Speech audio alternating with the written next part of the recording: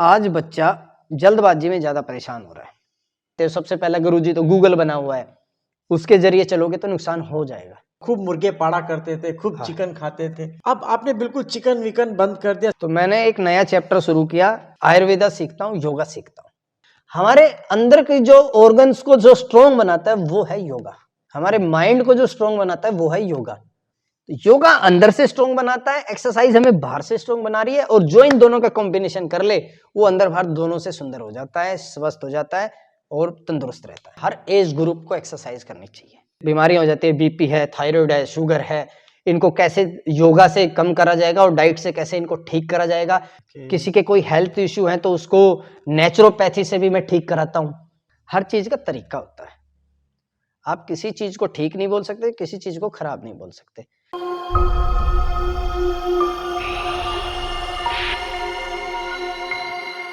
आपको 26-27 साल का बॉडी बिल्डिंग का या जिम ट्रेनिंग का एक्सपीरियंस हाँ, है। हाँ। और शुरू शुरू में मुझे याद है आप खूब मुर्गे पाड़ा करते थे, खूब हाँ। चिकन खाते थे, अब आपने बिल्कुल चिकन विकन बंद कर दिया, सीधा नॉनवेज या वेगान डाइट पे आ गए। हाँ। उसके बारे में आप कुछ बताएंगे? सर एक्चुअल क्या हुआ 2020 में, हाँ। या उससे पहले ही 2018 में मेरे इंजरियां शुरू हुई, और उस मैंने नॉन स्टॉप 20 इयर्स गेम किया, नॉन स्टॉप, बहुत कम रेस्ट लिया। तो इंजरियां होने लगी, कुछ हेल्थ इश्यू आ गए, मेरा बीपी बहुत शूट अप हो गया था 2020 में।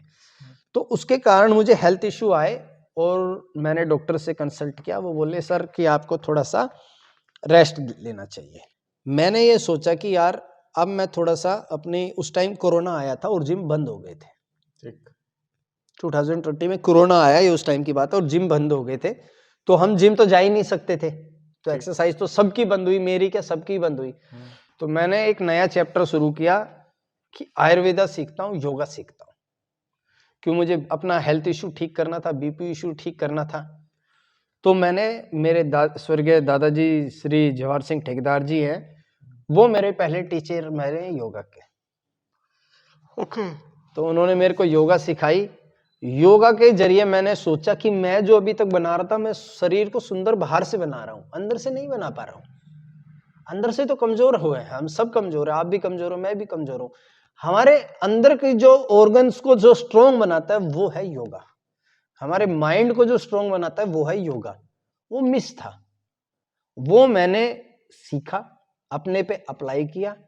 आज मैं आंतरिक सुंदरता, आंतरिक शक्तिकरण, बाहरी सुंदरता, बाहरी शक्तिकरण, दोनों का समन्वय बिठा के बच्चों को ट्रेनिंग कराता हूँ। मतलब अब मैंने अपने ट्रेनिंग स्टाइल में योगा को भी जोड़ा है। जिम में बच्चों को प्राणायाम सिखाया जा रहा है, एक्सरसाइज के बाद प्राणायाम करके भेजते हैं। किसी के कोई हेल्थ इश्यू है तो उसको नेचुरोपैथी से भी मैं ठीक कराता हूँ। नेचुरोपैथी भी मैंने सीखी। मैं बताना चाहूंगा, मैं पतंजलि में जाके वहां का स्टूडेंट भी रहा। मैं पतंजलि से भी नेचुरोपैथी सीख के आया कि कैसे बॉडी को डिटॉक्स करा जाएगा। जैसे कुछ बीमारियां हो जाती है, बीपी है, थायराइड है, शुगर है, इनको कैसे योगा से कम करा जाएगा और डाइट से कैसे इनको ठीक करा जाएगा। कुछ जो लाइफ स्टाइल डिजीज है उनको तो हम ये लगा लो बहुत अच्छी तरीके से ठीक करने में मतलब माहिर हो चुका है हिंदुस्तान योगा के जरिए। बस आपको तरीका होना चाहिए। योगा और नेचुरोपैथी दोनों। नेचुरोपैथी। ओके। मतलब आप नॉर्मल, जैसे मैंने भी जब शुरू किया था थोड़ा सा, तो एक कंसेप्ट था कि आपको अगर बॉडी बनानी है तो आपको मुर्गा खाना है, उबला हुआ मुर्गा खाना है, अंडे खाने हैं, रादर कच्चे अंडे खाने हैं। ये कंसेप्ट है, दिमाग अभी भी कंसेप्ट है गांव के अंदर। अगर किसी ने बॉडी बनानी है तो वो कच्चे अंडे खाएगा, उबला हुआ मुर्गा खाएगा, या फिर खूब सारा दूध पिएगा। क्या वो जरूरी है या नहीं है? क्योंकि अब तो आप बिल्कुल भी नहीं खाते, अब तो दिन में आप एक बार खाना खाते हो, फिर भी आपकी बॉडी बिल्डिंग, और 4 घंटे फिर भी आप एक्सरसाइज कर रहे हो। हाँ, वो है क्या? देखिए सर, मैं आपको बताना चाहूँगा, सिंपल बात है। जब हम 10th में 8th में पढ़ाई करते हैं तो हम 8th की पढ़ाई करते हैं, हल्का ले लेते हैं, छोटा ले लेते हैं। लेकिन जैसे हमारे बोर्ड के पेपर आते हैं 10वीं 12वीं के, तो हम एक्स्ट्रा ट्यूशन भी पढ़ते हैं। ठीक। फिर हम ग्रेजुएशन करते हैं, हल्का ले लेते हैं। एमबीए करते हैं तो और स्ट्रिक्ट हो जाते हैं। कोई नीट की प्रिपरेशन कर रहा है एमबीबीएस के लिए, और स्ट्रिक्ट ट्यूशन लेता है। तो ऐसे ही वो ये हमारा शरीर है। अगर हमें जर्नल फिटनेस है, अब मैं जर्नल फिटनेस पे हूँ, मैं अब रिटायर हो चुका हूँ ऑफिशियली, ठीक है। तो अब मैं अपने BMI पे रखता हूँ, बॉडी मास इंडेक्स जितना वेट रखता हूँ, हाइट के अकॉर्डिंग क्या वेट होना चाहिए, उस हिसाब से एफर्ट करता हूँ। जब मैं बॉडी बिल्डिंग करता था तो मुझे 6 मील 5 मील का चाहिए थी, उसमें मेरा बॉडी वेट ज्यादा था, तो उसके हिसाब से मुझे अपना प्रोटीन का भी ग्राम उसी हिसाब से लेना था, इनटेक। तो वो चेंज होता रहेगा। Body building person to person depend है, आपके लिए कुछ अलग है, मेरे लिए कुछ अलग है, हमसे ऊपर वाले के लिए कुछ अलग है। तो हाँ, ये ठीक है, जो अंडा चिकन है ये हो जाता है कंपलसरी, क्योंकि प्रोटीन की हमारी मसल्स की जो रिक्वायरमेंट है वो प्रोटीन है। ताकत हमें कार्ब से मिल जाती है, हेल्दी फैट हमें खाने पड़ते हैं जिससे हमारे सेंस हार्ट अच्छा काम करे। तो protein, carb, fat and fibre, इन चारों के बिना तो शरीर ना हेल्दी रह सकता ना बॉडी बिल्डिंग हो सकती, ये चारों जरूरी है। अभी हम बात करें तो आपने बताया कि आपके पास ज़्यादातर कई लोग ऐसे आते हैं, यंग बच्चे, कि किसी का बीपी हाई है, किसी का लिवर फैटी हाँ। है, और सब आपका योगा और बॉडी बिल्डिंग से आप उनका इलाज कर रहे हैं। वो मतलब लाइफस्टाइल डिजीज का आप किस किस तरह का इलाज कर रहे हैं, और कुछ एक्सपीरियंसेस आपके? विजय जी, मैं बताना चाहूँगा कि जब से मैंने नेचुरोपैथी सीखी है और योगा सीखा है आयुर्वेदा की मदद से, पतंजलि की मदद से, मुझे काफ़ी मदद मिली है अपने काम में। क्योंकि एक्चुअली जब भी हमारे पास कुछ तैयारी के लिए बच्चा आता है तो हम उसके कुछ ब्लड टेस्ट करवाते हैं। तो मैंने देखा है आज के टाइम में, क्योंकि बच्चे ऐसे होते हैं, कभी किसी कोच के पास कर रहे होते हैं, कभी किसी कोच के पास कर रहे होते हैं। जैसे अब कोई बच्चा कहीं और से आया, किसी और कोच के पास से आया, मैंने उसके पहले टेस्ट करवाने हैं। मैं ऐसे तो उसकी तैयारी शुरू नहीं कर सकता, ठीक। मैं एक ट्रेंड प्रोफेशनल कोच हूं, मैं ऐसे तो नहीं हूं ले बस एक ही, वो हमारे यहाँ कहावत है, एक ही लाठी से सारी भैंस नहीं आंकी जाएगी। ठीक है। कि भाई एक ही शेड्यूल है, एक ही तरीका है, ऐसे नहीं होगा। उसकी बॉडी बताएगी, उसके ब्लड वर्क बताएगा कि इसमें किस चीज की कमी है।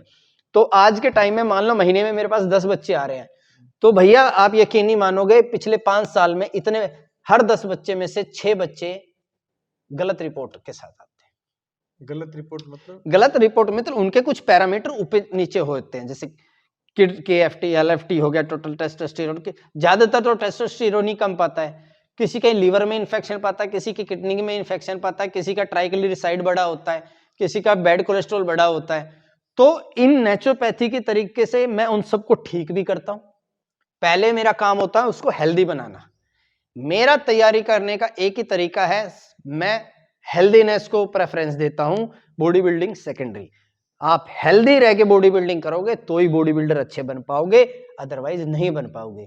तो अगर मान लो कोई बच्चा इन्फेक्टेड आया है, किसी के कुछ मान लो बैड कोलेस्ट्रॉल बढ़ा हुआ है, SGOT SGPT बढ़े हुए हैं, तो मैं सबसे पहले उन सबको ठीक करूंगा, उसके बाद प्रेपरेशन शुरू करूंगा। उनको ये नहीं कि भाई उनको बताऊं ही नहीं तुम्हारे क्या हो रहा है और चालू हो जाओ, ये सप्लीमेंट ले लो, ये वर्जिश कर लो, नहीं, और मर जाएगा बेचारा, बेकार हो जाएगा, नाम मेरा बेकार होगा। पर आजकल तो ज्यादातर जगह ऐसा ही हो रहा है। ज्यादातर नहीं, हाँ। आज भी इंडिया में लिमिटेड कोच ऐसे हैं जो नॉलेज रखते हैं। मान लो कोई चीज खराब होगी, उसको ठीक करने की अहमियत रखते हैं, उसको नॉलेज रखते हैं कि इसको ठीक करा जाए। हाँ, हम प्रोफेशनल कोच हैं, ये भी बता दें, हम डॉक्टर्स नहीं है। कुछ ऐसी चीजें होती हैं जो हमारे काबू के भी बाहर होती है, उसके लिए आपको डॉक्टर के पास भी जाना पड़ेगा। हम सेल्फ अपने आप को MBBS डॉक्टर डिक्लेयर नहीं करते। तो फिर अगर किसी के पास सीरियस इशू है तो उसको समझाएंगे भी, बेटा ये बंद कर दे, अब तेरी चीज नहीं है, पहले डॉक्टर के पास जा, इसे ठीक कर, उसके बाद बॉडी बिल्डिंग में जियो। आजकल जो यंगस्टर्स आ रहे हैं उनके साथ बेसिक आपको प्रॉब्लम क्या लग रही है? आपने बताया कि 10 में से 6-7 ऐसे हैं जिनके साथ कोई ना कोई इशू है ही है। तो मैं देखो सर, हमारा तो क्या पहले भी ऐसा होता था? हाँ, हमें इतना तो अभी ज्ञान है नहीं, हम भी 25-26 साल से ही कोच है, इतना लंबा तो हमारे पास भी एक्सपीरियंस नहीं है, लेकिन फिर भी 25-26 साल कम नहीं होते। हमें ये लगता है कि आज बच्चा जल्दबाजी में ज्यादा परेशान हो रहा है। वो जल्दबाजी में हर दूसरे साल वो सोचता है मैं नेशनल चैंपियन बन जाऊं, जिसके कारण वो फोर्स करता है अपने कोचों को। कोच बेचारा ना चाहते हुए भी फोर्स हो जाता है वो चीज देने के लिए जो उसको नहीं देनी चाहिए। समझदार कोच कहेगा भाई तू पेशेंस रख, मेहनत कर, जब ही निकलेगा।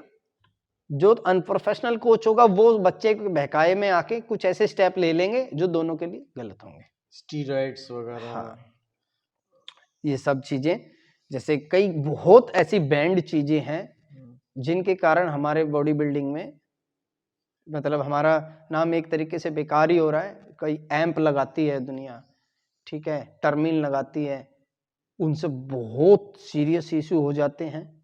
जो चीजें बैंड है वो नहीं देनी चाहिए। मैं यही रिक्वेस्ट करूंगा मेरे सभी कोचिज भाइयों से, बच्चों की बात मत मानो, आप अपनी बात उनसे मनवाओ ना।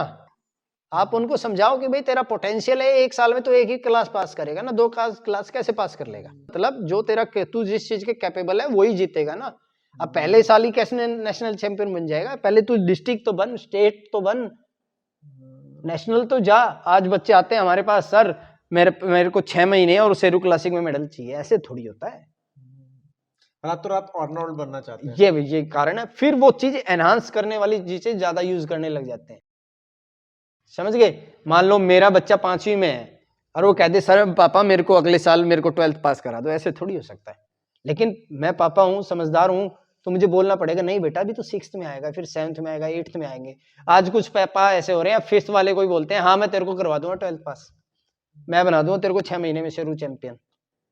वहां बच्चों की दुर्दशा हो जाती है। और वो जो एडिटिव ले रहे हैं या सप्लीमेंट ले रहे हैं या जो दवाइयाँ या स्टीरॉइड्स ले रहे हैं, वो उनको जिंदगी भर के लिए खराब कर देते हैं उनकी बॉडी को। देखिए मैं आपको बताता हूँ, हर चीज का तरीका होता है। आप किसी चीज को ठीक नहीं बोल सकते, किसी चीज को खराब नहीं बोल सकते।